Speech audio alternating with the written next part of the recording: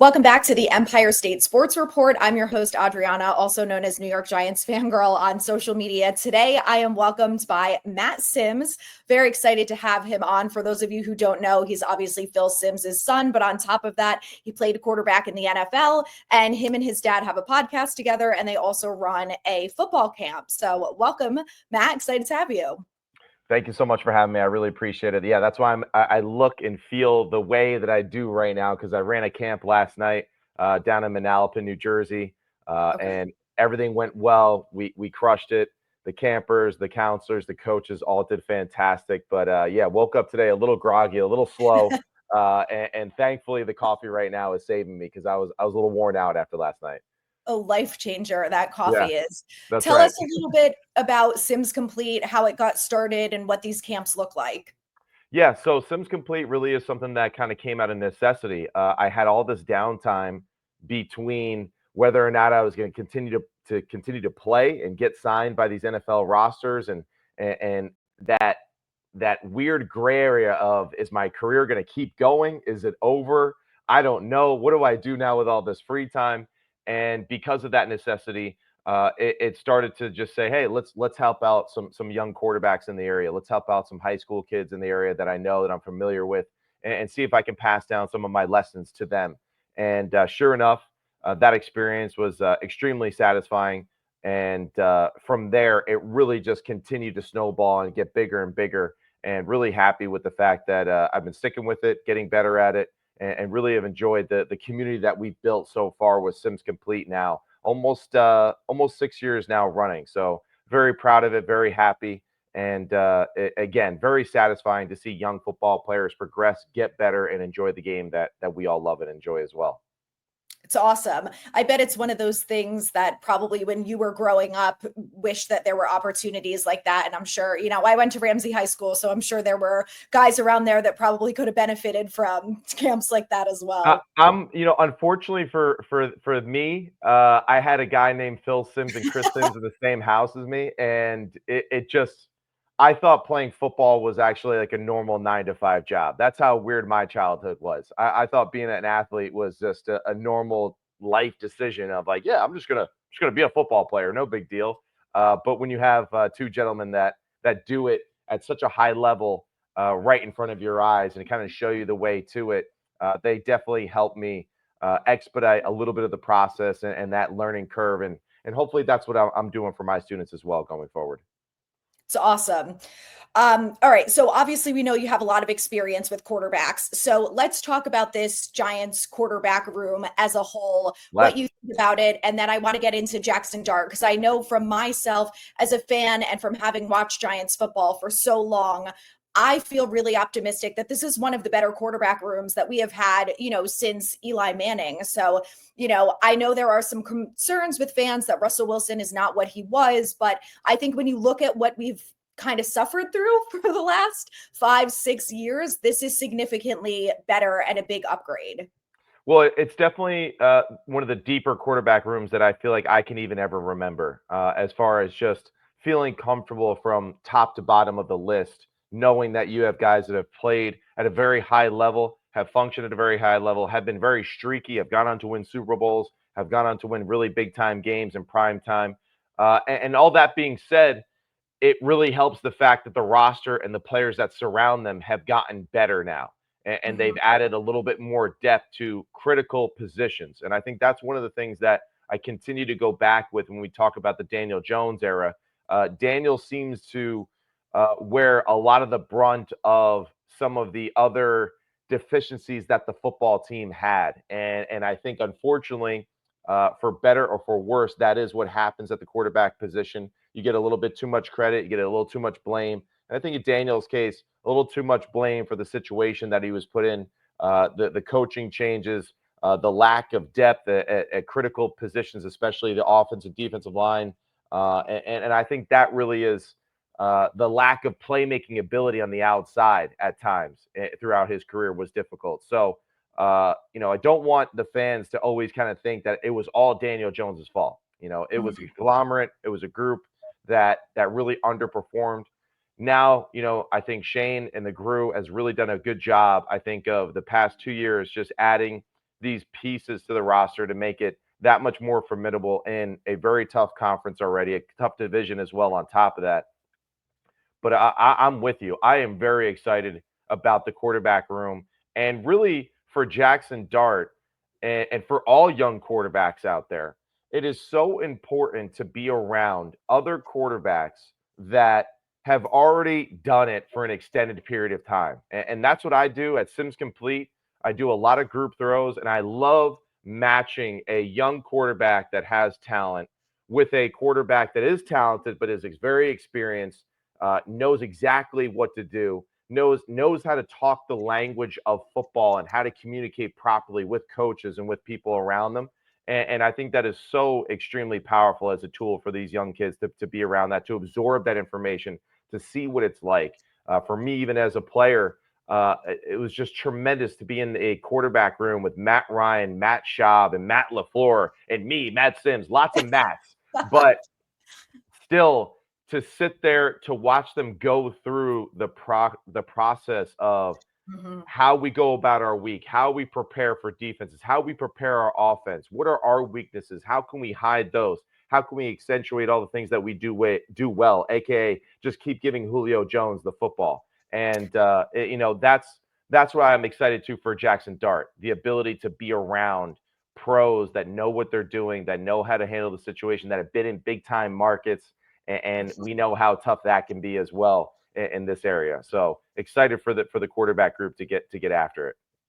Yeah. And one thing I've heard already about Russell Wilson, and we know, listening to his press conferences and everything that we know about Russ is, aside from the fact that he's very well spoken and media trained and knows what to say and everything, he really has amazing leadership capabilities. And one thing that I've heard already is that, when he's been in meetings or he's been reviewing film, is that he stopped the film and he goes around the room and say, did you guys catch this? This is what we have to be prepared for. And that leadership aspect, aside from the fact that he's helping out all of the other players in the room, and this roster is so young, he's also really helping out someone like Jaxson Dart, who is learning a very difficult offense, who obviously has some things to improve upon. And as a rookie, there's so much to learn and understand that I feel like he's in a really good situation. And, when we talk about Daniel Jones, he obviously had Eli Manning, but we know there were some coaching issues there. And there were, of course, injuries and all of these other things that really went wrong for him. And I think that Jaxson Dart is stepping into a good position as the rookie Giants quarterback for the first time in a while. And, conversation that I have had over the last couple of days is that I actually feel like for the first time in a long time, if you go through different position groups, there's actually some decent depth there. And it's taken a while to really get to that point. So I'm excited for Dart, and I feel like he's in a good situation. From everything that you know about him and from having seen him at Ole Miss, what are some of the qualities that he has that you really like about him and think are going to take him to that next level in the NFL? I think one of the biggest things as I go through this process now, the past few years, being on the media aspect side of it, starting to evaluate college football players going to the NFL and giving, our 2 cents on what we think or project for their careers. I always seem to go back to how many games have they played in? What is the experience? How many repetitions did they get? How many throws did they get? I don't even care if it's interceptions. If you threw a lot of interceptions, that means that you dropped back and threw it a lot.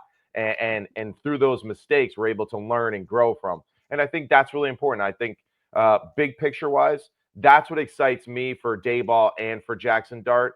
Jaxson Dart has a ton of experience, high level, tough defenses in the SEC. Every single week is just a trial by fire. And I think that's going to serve him extremely well going forward. Lane Kiffin is a phenomenal football coach, a phenomenal football mind. Charlie Weiss Jr. was his offensive coordinator there down at Ole Miss. I was fortunate enough to be with Charlie Weiss Jr. when he was just a quality control guy in Atlanta. So really think very highly of him as a mind, as a person, as a character for sure. Coach Lane Kiffin, he recruited me to Tennessee. I was going to Tennessee for him. Now, hey, 5 days later, he left and went to USC. But still, that's a whole other story. We have to have a podcast just about that. But still, Lane has a great presence about him for quarterbacks. And when he was recruiting me, I felt that confidence that he had in not only myself, but what he could do for the offense surrounding me, right, to make it fit me. And I think for Jaxson Dart, he's getting that exact same experience now with Coach Daboll. Okay. What's difficult for Daboll going forward is he's gotta be able to find what each of them do very well. You know, the quarterback that he knows best on the roster right now is Tommy DeVito, right? Yeah. So he knows what Tommy needs to get in rhythm, to feel confident, to kind of build the offense around him. So now he's kind of got to go through that process too for us. And I love we're both drinking our coffees out of our Yetis right now, but he's got to go through that same process with the other three QBs. What does Russell need, right? What does Jameis need? What does Jaxson need? And for Jaxson, the experience is up there, absolutely. The throwing motion stuff, he's a really good thrower. I love his deep ball and love how smooth he is when he's throwing the football to that second and third level against defenses. I think as he continues to play, he's going to realize that he needs to tighten up his motion even more so, especially in those intermediate passes where you need power. There's so many throws outside the numbers or between the hashes that are the 8 to 10 yard, 12-yard throws, but they need to be extremely powerful. They need to get to A to B quickly and decisively. And I think that's something that as he gets more experience in the NFL, he's going to tighten up his motion. It's going to be a little bit more dynamic that way. And just by seeing more NFL guys at a high level watching on a film, I think he's going to be able to mimic that and to make that part of his game going forward. Okay. There are two things that I worry about when it comes to Jaxson Dart. This is the first one, is that because of Lane Kiffin's offense, he didn't fully have to process defensive schemes and what was coming at him. Is that something that you worry about, or something that you think at this point in his career, knowing that he has Daboll and he's probably going to have the time this year to fully learn and really immerse himself in the scheme and what Russell Wilson does well, and, you know, all of the things that Daboll can teach him, that's something that he can really improve upon? I think he does it already pretty well. The one issue I think for all young quarterbacks in college football going to the NFL is that you're right. To some degree, college tries to protect the quarterbacks and simplifying the game because there's just not enough time to really get into the weeds of they're doing this front versus this formation every time. When we see this look, we want to check to this play. If they do this, we're going to check to that play. And for Jaxson, he's already got a good base level of kind of what you need. And as far as just football awareness and IQ. And I love that stuff that we've seen on social media from the New York Giants as well, just kind of seeing that interview process, because he clearly can sift through information very well. And then to be able to recycle it, right, to share it, right, as if he's teaching it. And that's so important at the quarterback position. But most of these college guys have no idea that, you know, the play that worked in the first quarter, or on the last play, the defensive coordinator and the whole team are already kind of on it the next play. So it's just that ability to accumulate knowledge over a long period of time, right? Over a long week, during the week, preparing for a game, and just continuing to stack that information. And then at the end of the game, being able to wipe it clean and start all over again. And I think that is the biggest difference, right, for most of these college guys. That's why they do hit the rookie wall, because it's just so taxing mentally, that aspect of it, and being sharp and knowing what each check is each and every week. That kind of can get to football players. But again, being in a room like that, extremely beneficial for Jaxson. And he's going to have tremendous advantages being able to sit and watch and gain confidence as he goes. And I think same thing happened for me. My father tells a very similar story as well. You know, as a rookie, he was watching from the sidelines, and each week he gained more confidence of like, yeah, I can go out there and play. And I felt that same thing as well, too. And no one was expecting anything from me anyway, being a New York Jet, you know, and how I made that football team. But each week that I watched guys go out there, perform, do their job, I gained more confidence knowing that I could also fill in those shoes and perform at a high level. And I think that same thing will happen for Jaxson, too. And I love that he was so high on Jameis Winston. And I don't know if you saw that interview, but he was saying that, you know, everyone else was talking about Tom Brady and he's talking about Jameis Winston. So I feel like that too, knowing that they're in the same room together, has to really mean a lot for him. The second thing that I'm worried about with him is he does not seem to know how to slide. And normal circumstances, I don't care, right? I love that, Daniel Jones was like this, especially during that Colts game. He's just plowing into people. Right. But when you're in the NFL now and the guys are significantly bigger, they're faster, you have to worry about injuries at some point. So what is that something that you guys teach? And do you think that, we never really saw Jones kind of succeed at that. So do you think that that's something we'll see Jaxson Dart start to work on right now so he can be prepared for it when he actually, starts playing in the NFL? Yeah, I mean, I hope that the fact that just him being the athlete that he is, and being able to be drafted as high as he did, that he's capable of learning how to slide. Yeah. I hope that. And you're right, but there is a tremendous aspect of NFL quarterback where a lot of your job really is to protect yourself to play the next play. And Russell's done a really good job of this with his career. And Russell's an interesting guy too, as well, with how he scrambles, because he's kind of shown a little both. He's good at sliding. He's also good at just the forward plunge or dive, right, to protect himself. More quarterbacks, I think, in this day and age feel like it's a little safer to dive forward because they're kind of in control of where they dive, how low they get, protecting their body a little bit more. It seems that more players and more quarterbacks are trying to slide less to avoid the Trevor Lawrence situation that happened with Al Shire a year ago. So that stuff seems to be kind of like going away here and there a little bit. But you're right. Jaxson Dart has to learn how to protect himself. And unfortunately for him, there's no better way to learn how to protect yourself than actually being out there and getting hit the wrong way and realizing, oh yeah, I got to be careful here. These guys are out to take me out here.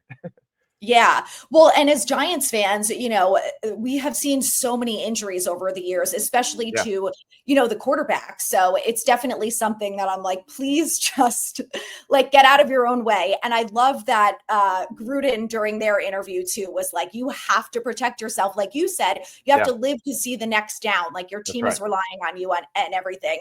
And, one of the things that I've also seen from Giants fans is that Jameis Winston could be trade bait. And, now with the Saints having their quarterback issues, and if Kirk Cousins gets traded, there's always that type of conversation, right? I think that's a horrible idea because we have seen so many Giants injuries. And I'm like, we finally have depth at the quarterback position. Right. Why on earth don't ruin this? With that? Right.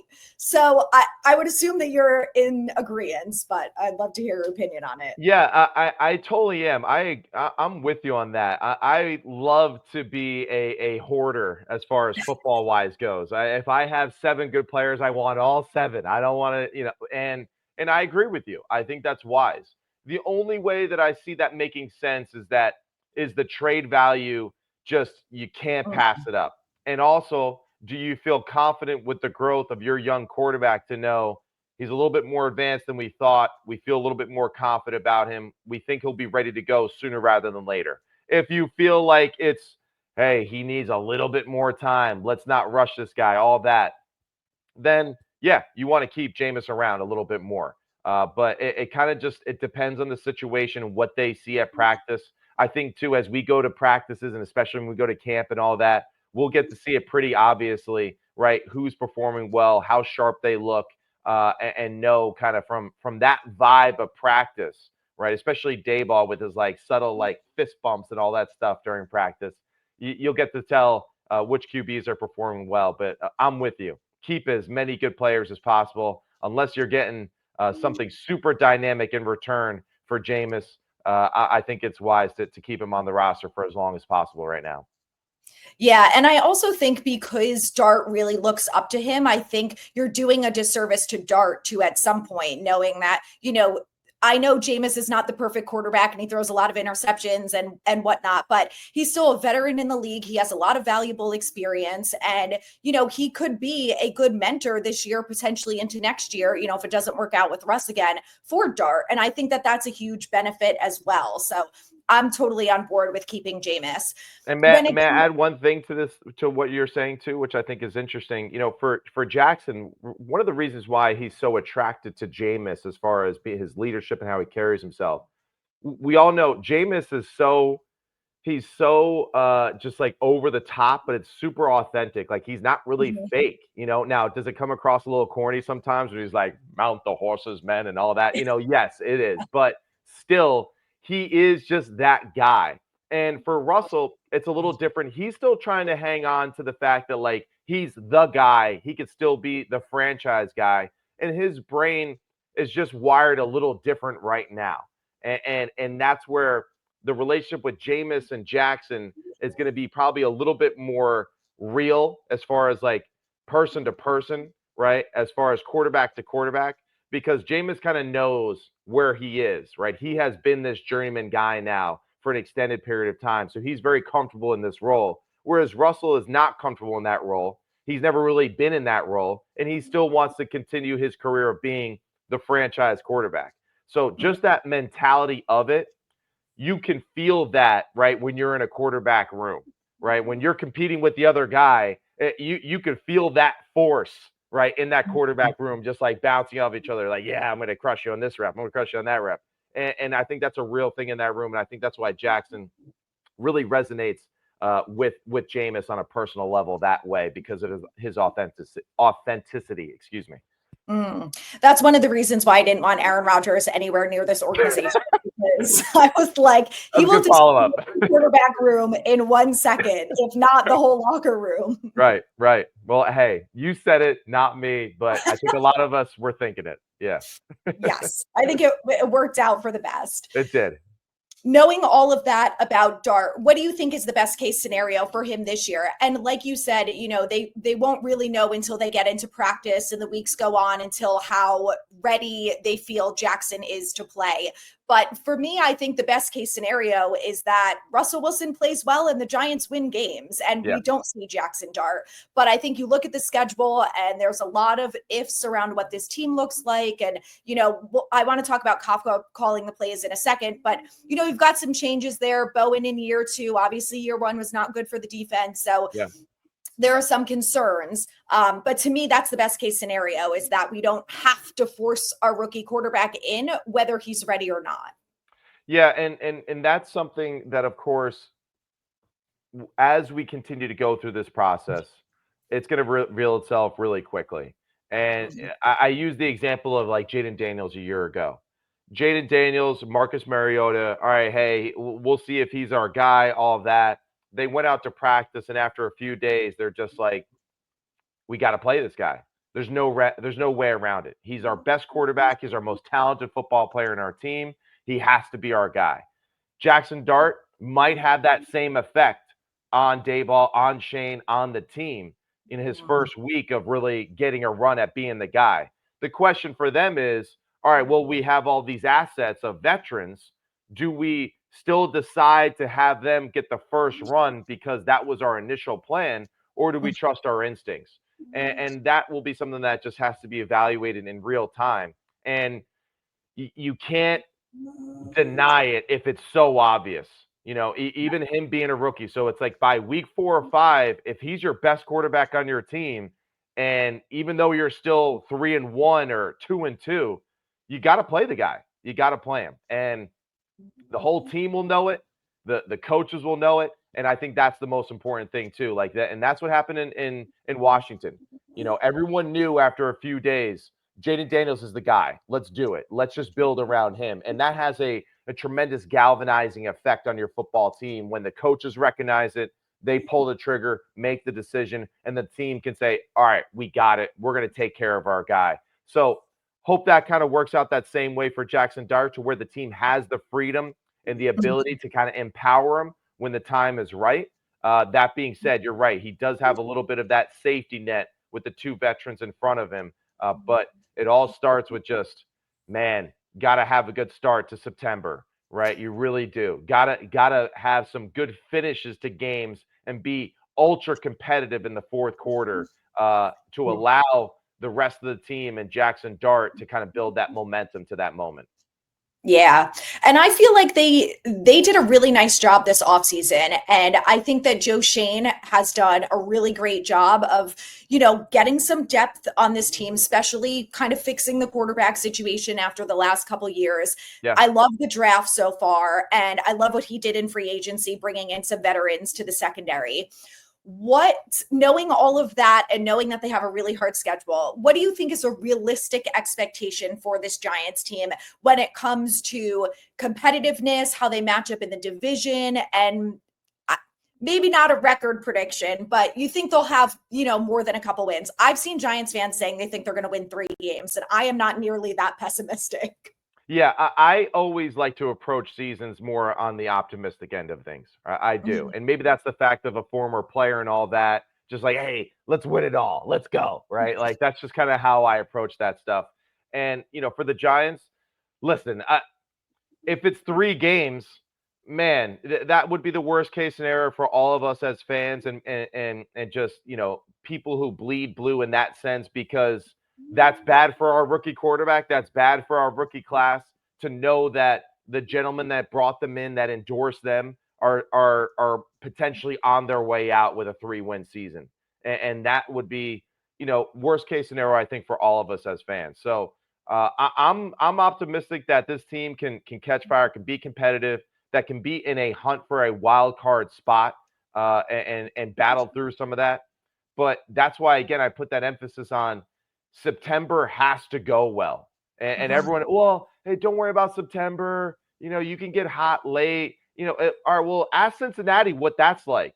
Ask Cincinnati what it's like to get hot late every year and to always be like, well, if we made the playoffs, we would have been good. It's like, yeah, but you did it because you played like shit in September and October. And Right. I think that's really the biggest thing for the New York Giants, for the coaching staff, for everyone on the team. You got to start and be aggressive early. And, for Coach Daboll, for Kafka, like empty the bucket. Don't save stuff for, oh, we're gonna build this up and save it for 3 weeks from now. Man, every week it's got to be championship week. You got to cut it loose. You got to be aggressive. You got to go out and win games and not be afraid to lose games, and really let your team grow with that confidence that you show them, like he did, with their first run and with their playoff run they had. And I think that's why that season felt so historic, if you will. I think that's probably a big word, but Daboll set the tone in week 1. When he Yeah, went for 2, you felt like, oh my God, whether or not this works, I like the fact that the coach was aggressive. He's playing to win. He's not afraid to lose. He's sticking with his guns here. And that's yeah, what, I think we all want to see from our coach. We want to have the confidence that he has the confidence in his players too, to call that play and say, I trust that you guys are going to get the 2-point conversion there. So with right. that being said, what do you think about Kafka knowing as of right now he's back to the play calling? And do you think that ultimately, because he's running Daboll's offense, is there really that much of a difference between him calling the plays versus Daboll? It's interesting because I feel like the past few years, I've always watched games and I've always wondered this, like, well, is he calling it? I don't know. I see Dayball talking a lot. I see him doing this, with his play sheet and all that. So I wonder about that. Either way, we've seen that Kafka is more than capable of getting it done and doing it at a very high level. And I know that Dayball is very influential and very present in that quarterback room. So the biggest thing really is just, again, going back to what I said earlier, finding the right recipe for success for the different quarterbacks that you have, right? And being able to accentuate their talents, as much as possible. And I think too, just even the fact that, having a guy like Scatabo on your team, and being a guy that like can be a little bit more of a physical presence. I would love to see a little bit more of a mixture of that spread to condensed formation look for them offensively. Be physical at times, then be able to spread defenses out and be a little bit more versatile, right? Allow the athleticism, right, of Jaxson Dart, if he's playing, to pour out as he gets out there and experience. So those are just things that just mix and match as far as formations, shifts, motions. They have to do a better job, I think, of utilizing that stuff and making your offense a little bit more deceptive for defenses, and really adding more layers to it. Because I think that's my one complaint that I had last year is that it just seemed too simple. It just seemed too straightforward. It seemed very basic to me at times, the offense and kind of the way they were attacking defense, to where, for me and my experience of playing, I like to be like, oh, that was really well thought out. I see what they were doing there. Last year I didn't really feel like I got that vibe enough. I saw it at times. I feel like Seattle, we saw it a few times. Again, we ran the football well in Seattle, so that kind of helped. If we can run the football more consistently, I think that will help too. Build out the offense and be a little bit more open. But those are things that I would stress to Daboll and Kafka, is just like, we need a little bit more wow splash plays where we know our quarterback's going to drop back. We're going to hit this explosive play, and we're going to get the crowd into it, and we're going to win this damn game because of that. And that stuff we just didn't see enough last year. Yeah, and I don't like to dogpile on the Daniel Jones situation, because there's 10 other people on the team out there with him every snap. It's not all his fault.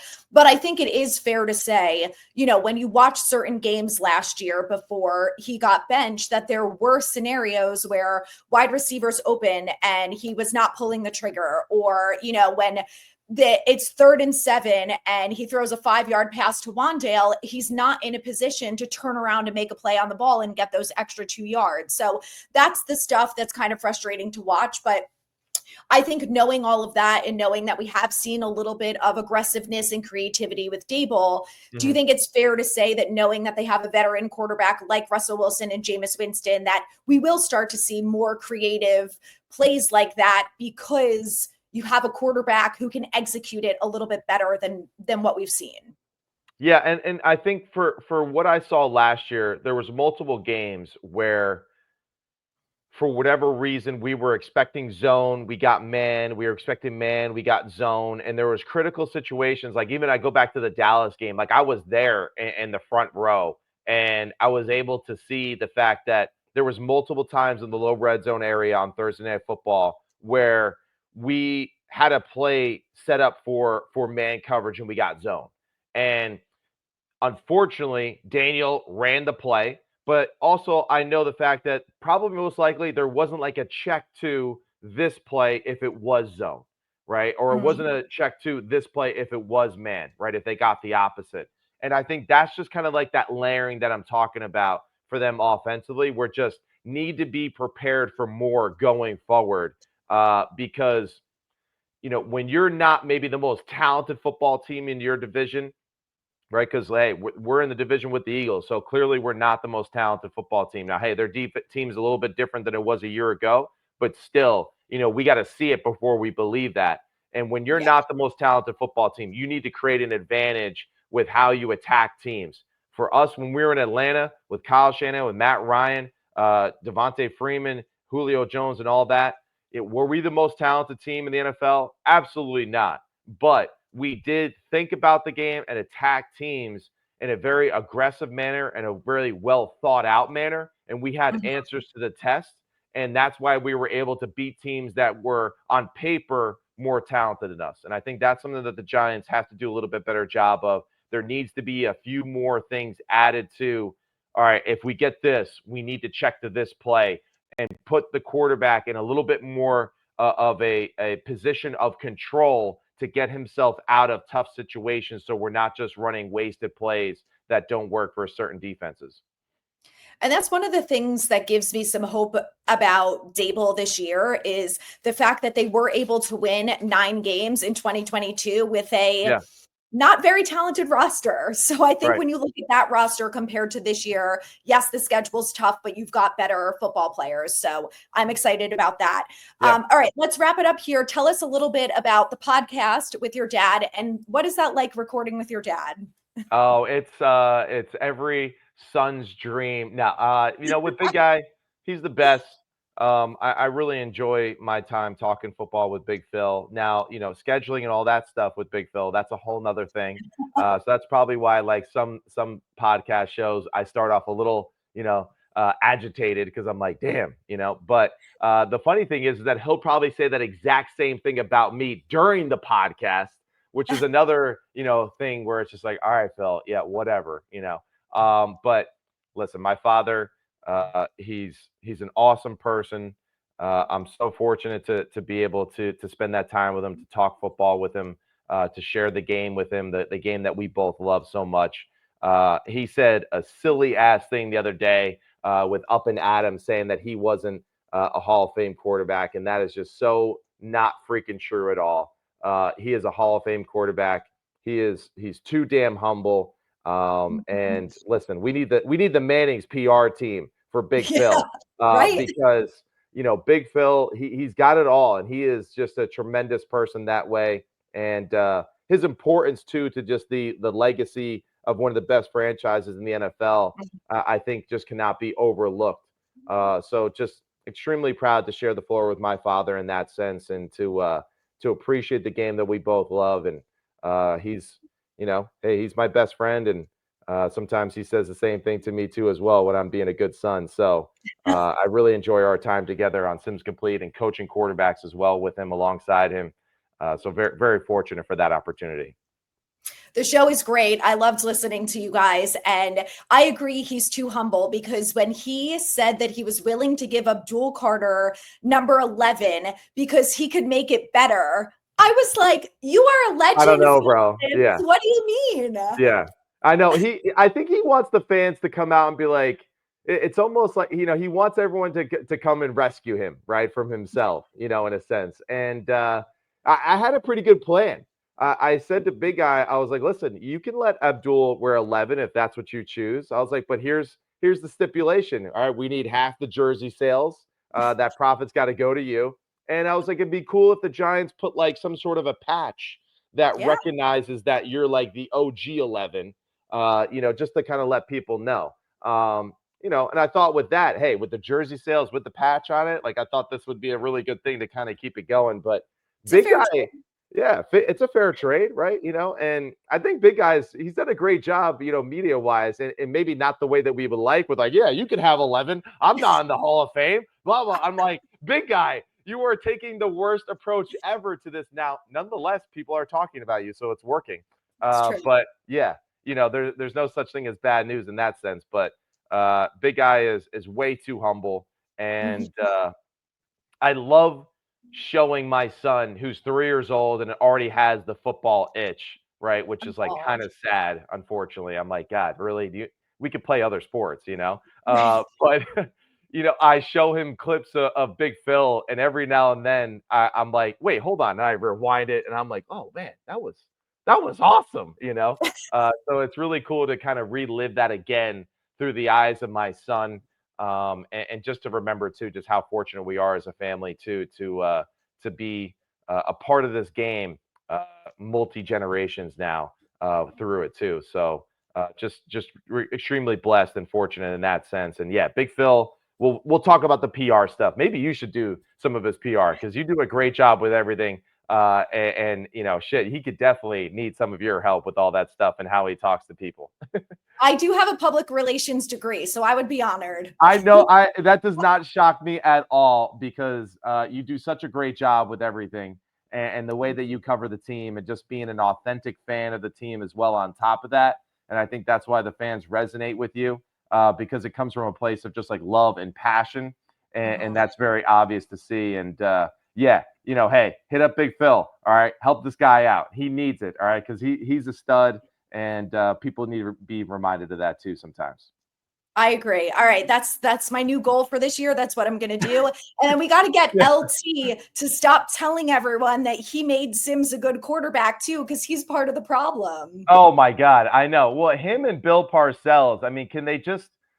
It's unbelievable how it's just like, yeah, they're such defensive guys that way. They would love to win the game 1-0 if they could. And that's what's nuts about those guys. They show no love to the offensive side whatsoever. But hey, what can you expect? That's what they made their money on that way, and that mentality.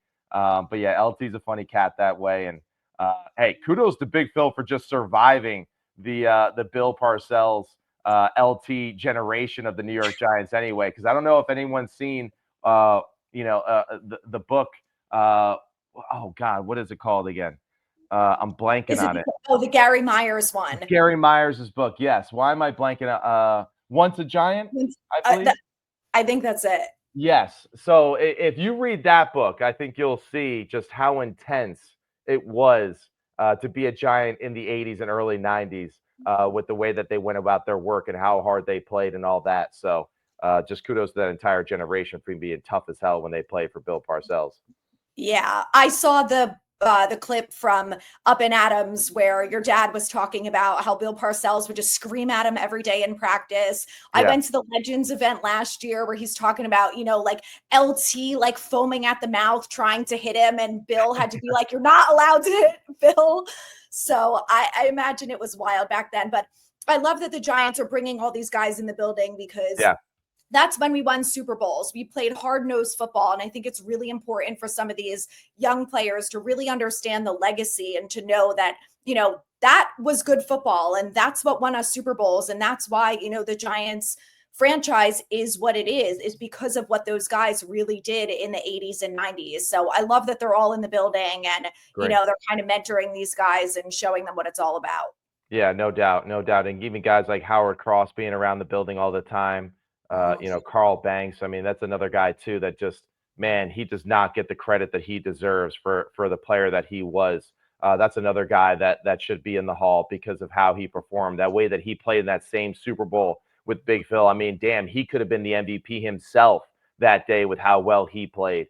So it's just a tremendous franchise to be around, and it's amazing too for me being the son of Phil and playing for the Jets, but still having the opportunity to go to the Giants facility to hang out with guys like Bob Papa and to hear them just tell me the story of the franchise right from their eyes as fans like us and how we see the team is just so powerful. And I think that's why the Giants are such a fantastic franchise, right, in the grand scheme of things. And I think that's why the NFL is better when the Giants are more relevant, right, and more competitive.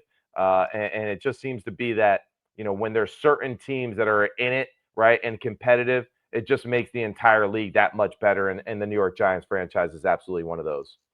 Definitely. They have that legacy. So I hope we can get back to it. But I know we Yeah. are all loyal to Big Blue and, of course, the Sims family. So tell Thank us you. where we can find the podcast and where, if anyone has kids or they are at the age where, they play quarterback and want to sign up for the camps. Yeah, so go to Sims Complete Instagram page. You can hit the link there. You can have the signups right there. Group and private right now, not doing too many privates, but hey, available for all that stuff. We'll have camps running out throughout the summer too as well. So if you just kind of stick to that social media page, that'll inform you of all the information that you need as far as the coaching wise stuff. The podcast as well. We post that stuff on Sims Complete. You can also find it on the Believe Network as well. We'll get a little bit more aggressive with that stuff too now that we're getting closer to camp and all of that. And Big Phil just getting anxious. He wants to talk about ball, so we need to get back out there and start talking about everything like that. So yeah, you can find us on the Believe Network, Sims Complete on Instagram and on Twitter. Follow Big Phil on Instagram and Twitter as well for his funny tweets. And listen, we're around. We're doing all the things that we can for just showing our love and appreciation and giving back to the game that we love. And we hope that the fans enjoy our authentic view of the game and reminding everybody too just how special this game is too. Yeah.